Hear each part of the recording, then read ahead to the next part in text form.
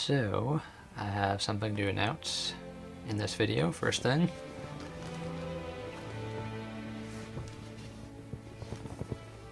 I got a skateboard. Just got this yesterday in the mail. Needed some type of board to hold me off while I can't snowboard, till I can get back on a snowboard. And so I got this cruiser board, good for scooting around sidewalks. Couldn't resist. Nice big soft pink wheels. Yeah, I took it out to a sidewalk near where I live just last night and rolled around on it for a while and picked it up like instantly because of my snowboarding background. I was able to roll around and turn no problem. It's pretty fun to skate around on this thing, and I'm looking forward to using this to possibly commute in grad school, so that's cool. It's got this cool graphic too, which you can see there. I love this. It's important to have a board that looks cool, I think. But yeah, it was neat because where I live there's thick boreal forest all around, so I was skateboarding and I had thick forest off to the side of the sidewalk, and also still huge snowbanks because it's still pretty cold here and we had a ton of snow accumulation this winter. So I was skateboarding amongst the trees and snow, funnily enough. But anyway, on to my review of the PS1 game Grandia, I think it's Grandia. A JRPG that I completed just a few days ago. Been playing this one for quite a while. So I'll start things off with story and characters. And this game, Grandia, is a pretty standard high fantasy type of story. You play as Justin, a young teenage boy who kind of has this obsession with adventuring, going on adventures. A lot of people in this game seem to actually sort of have this fetish for adventures for whatever reason. And yeah, to be honest, for a good part of the game, there's not much of a plot going on. It's just the search for adventure and wanting to get into adventures, and a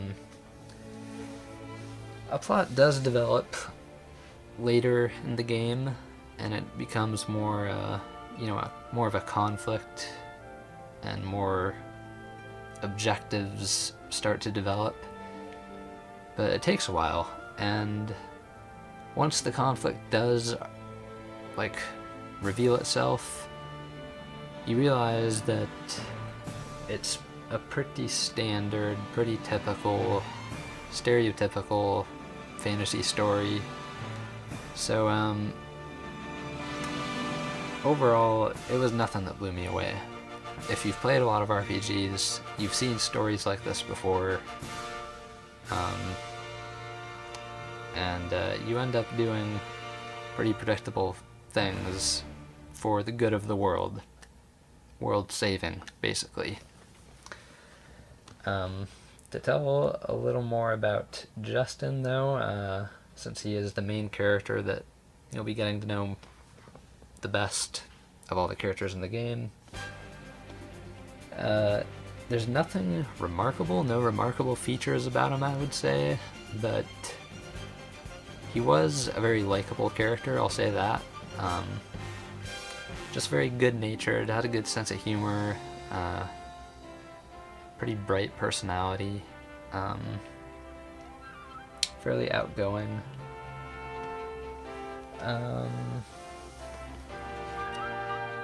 He does go through some good character development. There is some good character development throughout the game, although it is, like the story, kind of predictable and typical. he does have a romance interest in the game. Another character who sticks with the party, ends up sticking with the party for pretty much the whole game. And other than those two, there is a slew of other characters in this game that kind of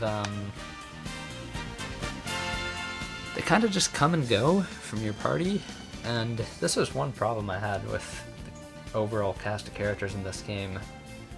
Lots of characters seem to sort of come and go from your party, and you just are meeting these people throughout your adventure, and most of them don't have very compelling, well, they're not given very compelling reasons, I thought, for joining you, and you don't really get to know them very well, and part of this is because they're coming and going, like they're only with you for brief, transient periods, so there's not really time available to develop them and have them change and get to know them. So that's one criticism I have of the characters in this game.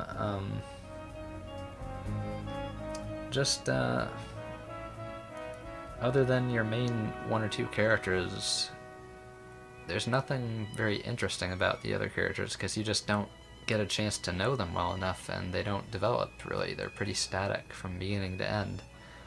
So that's the characters. And I'll also mention that the main villain, or villainous forces, you could say, of this game are pretty weak. Very, it's just very standard villainous fantasy antics. In 2 words, world domination. I can say that, and you pretty much know what the villains are about.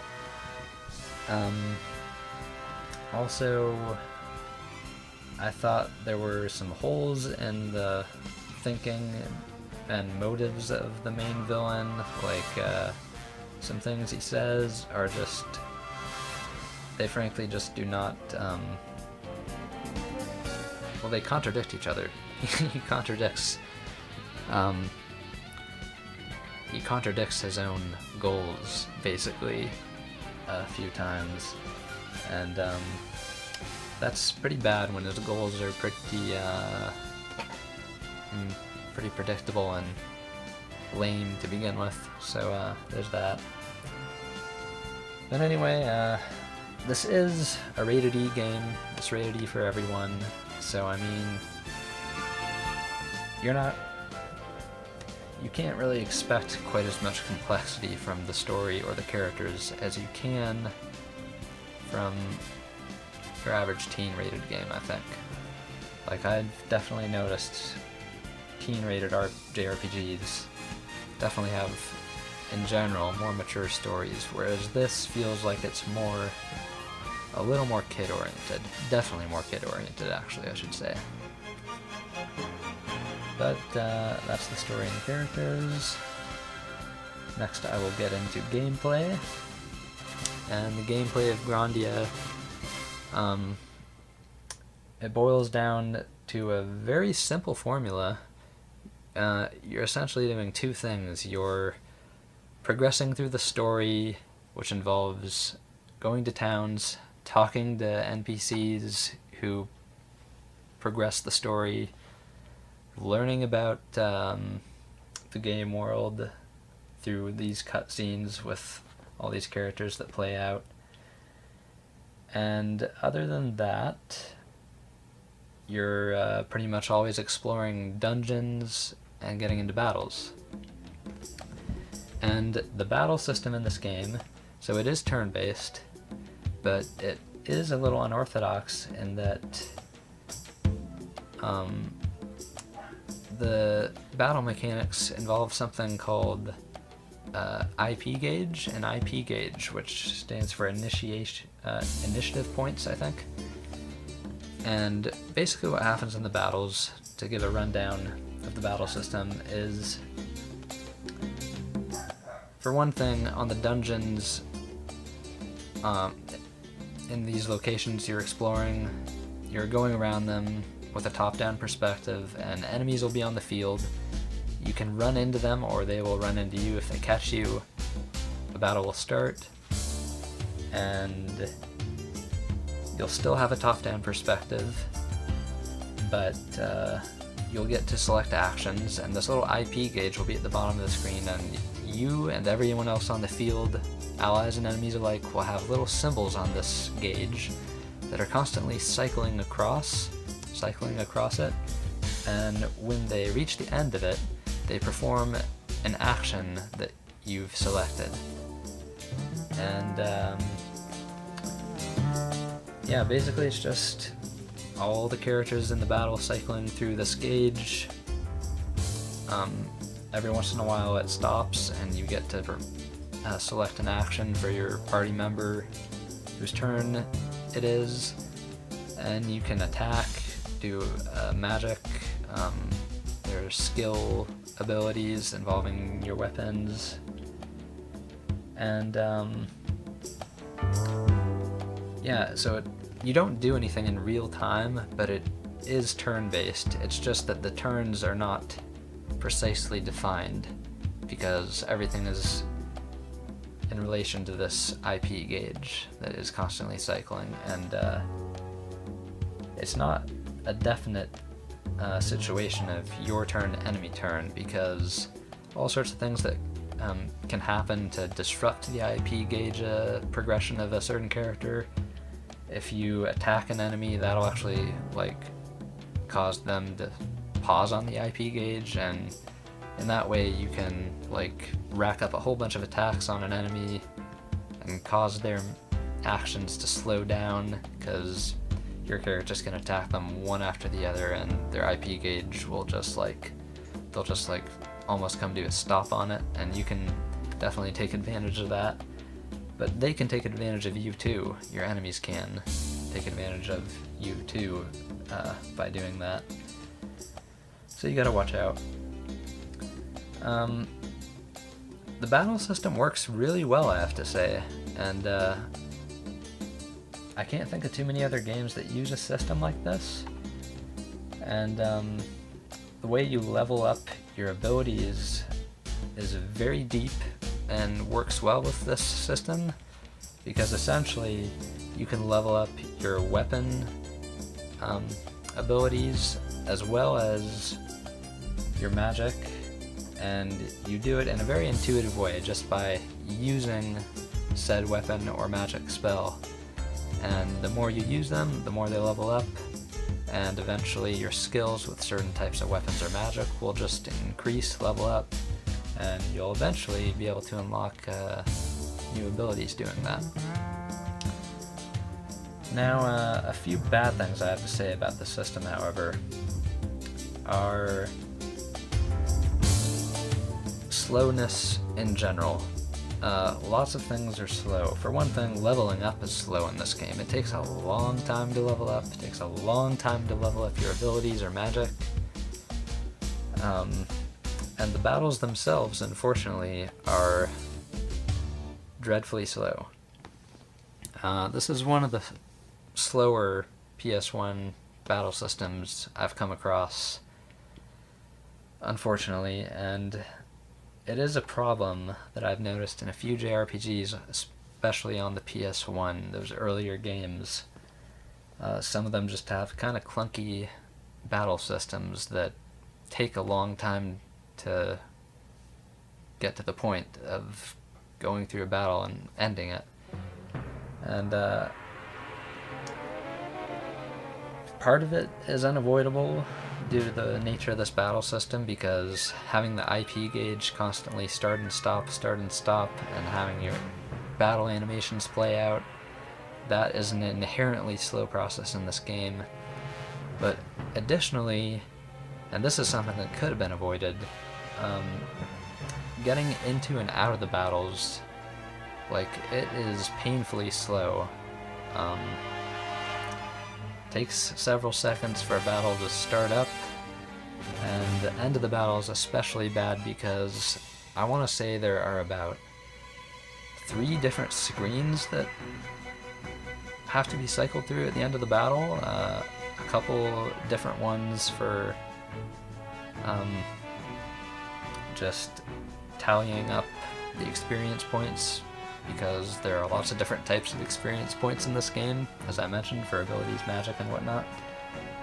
And then another dedicated screen for getting the weapons, weapon pickups, item pickups, and that one takes forever to load at the end of the battle, it always seems.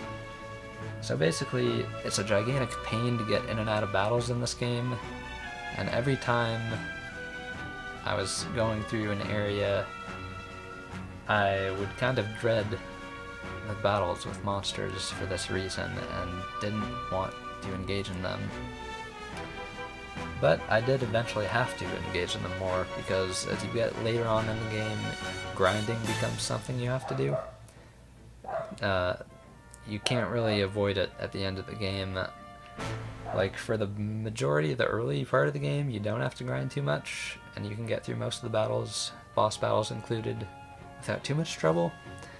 But later on, you're definitely going to have to grind, and it sucks. Like, it was just a grueling experience at the end of the game for me, grinding, because there's not much else to the gameplay in this game other than the story cutscenes and the battle, so there's like nothing that has broken up the gameplay when you come to that point at the end of the game. No little mini games or distractions.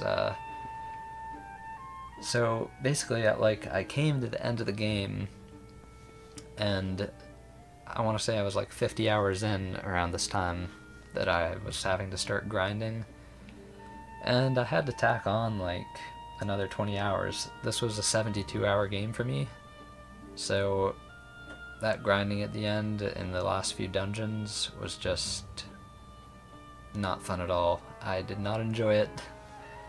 I actually enjoyed the earlier parts of this game the most, when ironically there wasn't much of a plot. Like, the plot hadn't really taken off at all, but yeah, I kind of enjoyed the earlier parts of this game more. A broad point I have to bring up about gameplay, and before I bring this point up, I'll address the world map. World map is one of those point and go setups, so no free traversing a world map. You're just pointing and going to locations. The point I want to bring up, though, the broad point, is that the linearity of this game detracted from my experience.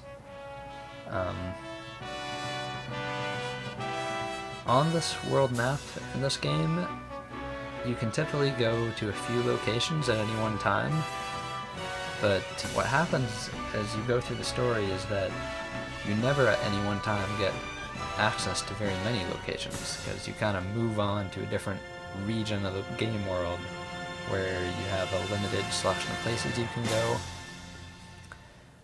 And it actually got, like, the linearity of that, it got worse as the game progressed towards the end, because what happened was the selection of places you could go to kept getting thinner and thinner, until by the very end of the game, like when I was about to fight the final boss, there were only like 1 or 2 selections of places I could go on the world map. And I want to compare this to a few other games that I've played that avoid this linearity problem, and I'll tell you how they do it with a couple examples. So Final Fantasy VII is one I'm going to cite.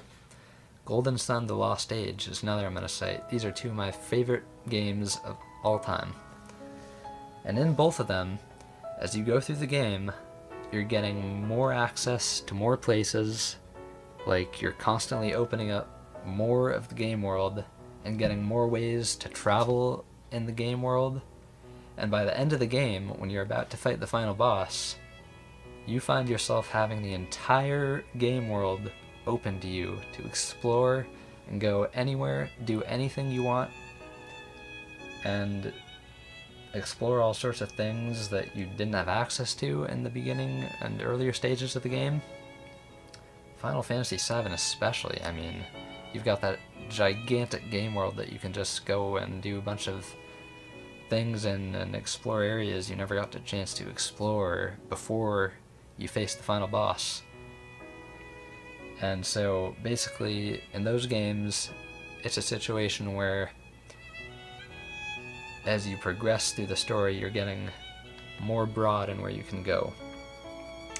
Whereas in this game, in Grandia,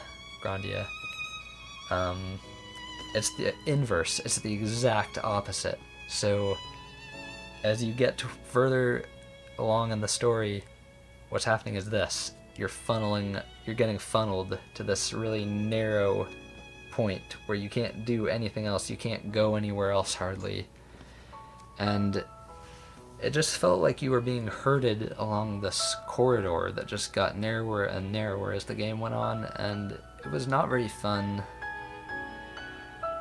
as a gameplay experience because I value freedom and exploration in my games, and it was just totally compromised in this game as it went on. Like, the towns themselves you come to and dungeons are pretty big. The towns are big, you can explore them, talk to lots of people, even though they mostly don't have too much interesting to say. But, yeah, just the way this game funnels you and doesn't give you too much freedom to explore different places, it impeded the experience for me, and overall just a very linear type of gameplay for a JRPG. You always knew exactly what you had to do next, and there typically wasn't too much else you could do other than just progress along the main story in linear fashion, and that's a criticism I have of the gameplay. Definitely. And so yeah, now getting on to some more aesthetic things. Visuals are nothing special in Grandia. There are no really pre-rendered backgrounds at all, which I think makes the visuals kind of suffer. Things are rendered in 3D, backgrounds included, towns, kind of in the same fashion that a game like Xenogears or Wild Arms 2 are. So you'll have sprites on the field that have like 2 or 3 views that will just display as your camera rotates, and you can rotate the camera, that's one good thing. But yeah, pretty blocky environments, not very pretty to look at. The sprites are pretty detailed though, the sprites look pretty nice. I'll say that.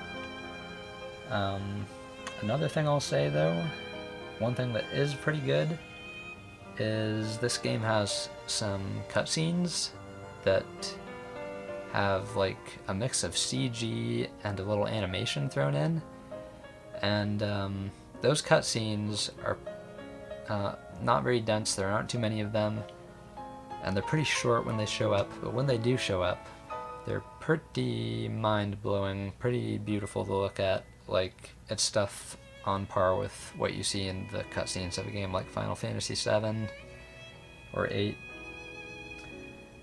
And, yeah, those looked pretty nice. And I'm guessing those are a big reason why the game required 2 discs. It's a 2-disc game, and I'm guessing those few scenes took up a lot of space on the discs, because they're pretty high production.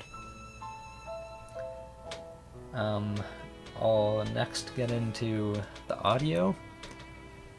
And the audio, let's see, for one thing, there is voice acting in this game, and the voice acting is kind of spotty, but it does have good moments too.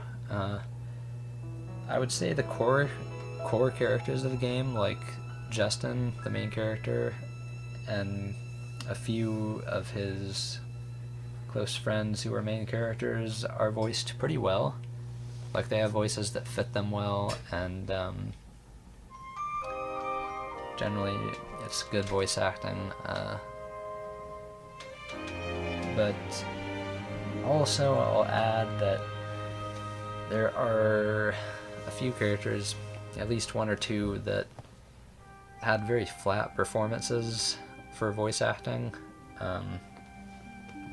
and kind of ruined a few moments that were supposed to be kind of emotional or impactful.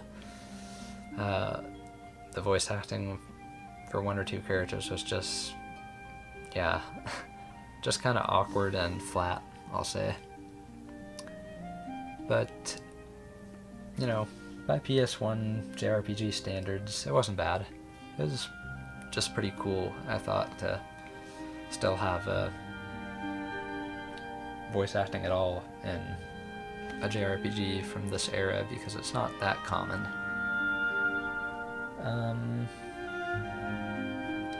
Next thing I'll get into is music. Don't have too much to say about music, but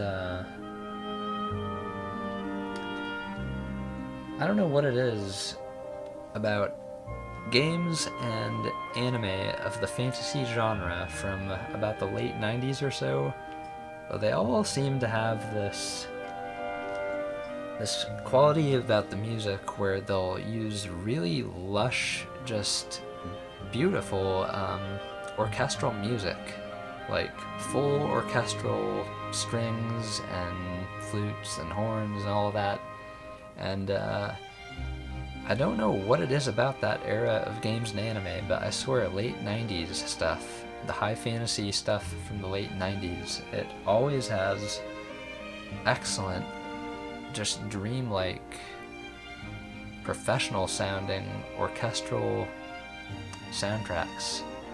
And you find that in Grandia too. You hear it from the moment you boot up the game in the title screen. The music there is really great. Now, you don't hear that fantastic orchestral music everywhere. You know, going around a few of the dungeons and towns, it's sort of, I don't know, not as awe-inspiring or impressive. It's just more typical, kind of derivative game music. But overall, I thought the soundtrack was pretty strong. Pretty nice for Grandia. So, I think that pretty much brings me to the end of my review. Grandia is a pretty simple game. I don't think it was worth making it 70 plus hours long. I kind of wished this game was more like somewhere in the neighborhood of 40, maybe 50 hours long. I just don't feel it has the gameplay variety and storyline strength to warrant that kind of length. Because, as I mentioned earlier, I was getting pretty sick of it by the end of it, especially with the grinding that had to be done and the linearity that was funneling me towards pretty boring lack of freedom in the game. Just nothing to do at the end of the game, but just finish it, pretty much. You couldn't do anything else. Another thing I'll say is the ending of this game. The ending falls very short with me. Just like the story, just like I was complaining about the story, it's just very typical, nothing special, and it frankly just rubbed me the wrong way with how, I'm not going to say anything specific, it rubbed me the wrong way. It was not a powerful ending, it was just lame, frankly. So, would I recommend Grandia? I guess I would. I would recommend it because it does have some strengths. It is a solid JRPG from the late 90s, but I would not recommend it strongly. So with that caveat, my review is over, and I'm done with Grandia, and peace out.